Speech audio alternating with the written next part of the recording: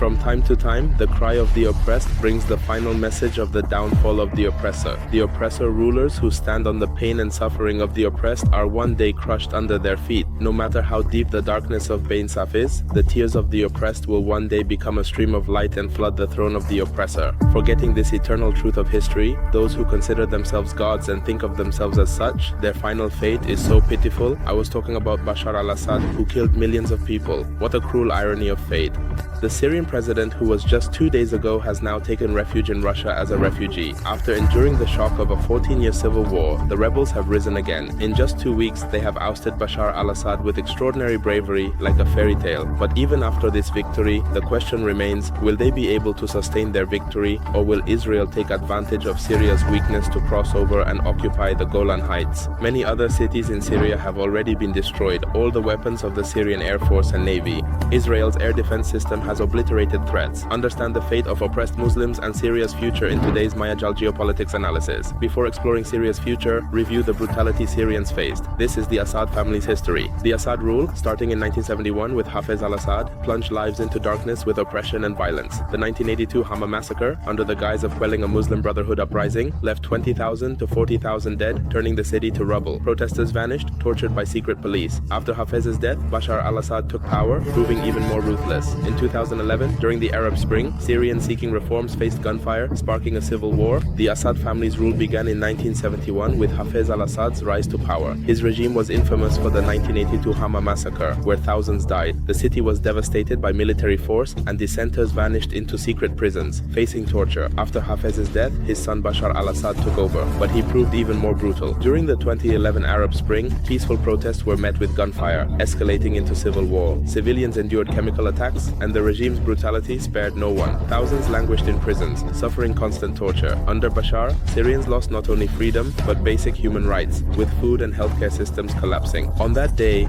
40,000 people were killed. Those who protested during that time would often be taken captive by your secret police and go missing. They faced brutal torture in the prisons. After Hafez al-Assad's death, his son Bashar al-Assad came to power. Many hoped that Bashar would be different from his father, but he turned out to be even more ruthless and inhumane. In 2011, during the Arab Spring, when the people of Syria took to the streets demanding democratic reforms, they were met with gunfire. This movement gradually transformed into a civil war. Ordinary people fighting for their rights faced chemical attacks. In 2014, one attack killed nearly 1,400 people in a night. No one was spared. Children, women, the elderly. Thousands were imprisoned in Syrian jails, enduring torture. Under Bashar al-Assad, Syrians lost freedom and human rights. Food and healthcare collapsed. Bashar's bombings made life unbearable. Inspired by the Arab Spring in 2011, the world was stunned by the sight of lifeless bodies and the breath that had stopped due to poisoning. Thousands of people were imprisoned in Syrian jails. They were subjected to brutal torture day and night. Under Bashar al-Assad's regime, freedom was far from the lives of the Syrian people. Human rights had vanished. The blockade of food supplies, the collapse of the healthcare system, and constant bombings made life unbearable for ordinary people. Bashar's rule was a nightmare for the people. However, the patience of the Syrian people broke in 2011.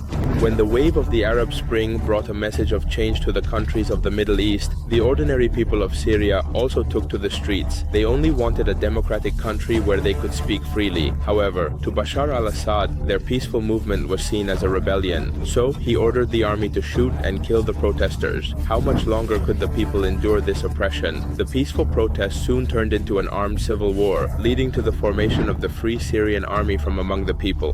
They took up arms and vowed to remove Bashar al-Assad from power and build a free country. The rebels captured major cities like Aleppo, Bahama, and Homs. But the fight for the rebels was not easy. Bashar al-Assad had powerful allies like Russia and Iran by his side. They launched airstrikes against the rebels. Iran provided direct military support, further strengthening Bashar's government. As a result, the rebels gradually began to lose the cities they had captured. At the same time, Bashar's army cut off food and medicine supplies to the rebel-held areas. These areas became like a current war zone. During this time, the rebels felt as if their fight was about to fail. This went on for several more years. The world thought that the struggle of the Syrian people might end here, but at the end of 2024, an incredible event occurred. The civil war had been going on for 14 long years. These areas seemed to turn into a current war zone. During this time, the rebels felt like their fight was about to fail. This went on for several more years. The world thought that the struggle of the Syrian people might end here, but at the end of 2024, an incredible event occurred. The civil war had been going on for 14 long years. For years, the world thought that the struggle of the Syrian people might end here, but at the end of 2024, an incredible event occurs. In a country devastated by a civil war lasting 14 years, where the rebellion had almost fizzled out, everyone believed the rebels' fight was over. But no, it was as if they found their lost strength and courage. In just 2 weeks, they captured the major cities of Syria. After taking Hama and Homs, the rebels entered Damascus. Bashar al-Assad, once seen as invincible, fled to Russia. The rebels' 2-week success was astonishing, showing that the oppressor's fall was inevitable. Yet the fight continues with bigger challenges ahead. Assad's fall opens a new chapter for Syria, bringing both liberation and complexity. For Israel, Assad's fall is a golden opportunity. Israel advances into Syria beyond the Golan Heights, launching airstrikes on military bases, chemical weapon sites, and research labs to prevent them from falling into rebel hands, keeping Syria weak. Israel aims to exploit Syria's vulnerability to create a power vacuum and capture more cities. Despite 14 years of civil war, Syria's future remains uncertain, but there are possibilities. The rebels are ready to fight Israel if needed, and their unity is their strength. For Israel, the fall of the market presents a golden opportunity. Right after Bashar al-Assad's downfall, Israel is advancing deeper into Syria beyond the Golan Heights. They have started airstrikes inside Syria, targeting military bases and places where chemical weapons are stored, as well as research labs and government documentation sites. This is to ensure that everything does not fall into the hands of the rebels, keeping Syria in a weakened state. Yes, in fact, Israel's goal is to exploit Syria's weakness to create a power vacuum there, allowing them to capture more cities in Syria. That's why, even after 14 years of civil war, there are deep uncertainties about the future of the Muslim people in today's Syria. But there are also possibilities. The rebels will not just sit back. They won't think twice about fighting against Israel if necessary. Moreover, if the rebel groups remain united, no one can defeat them. They have already proven how powerful their united strength can be. Let's see what awaits the fate of war-torn Syria.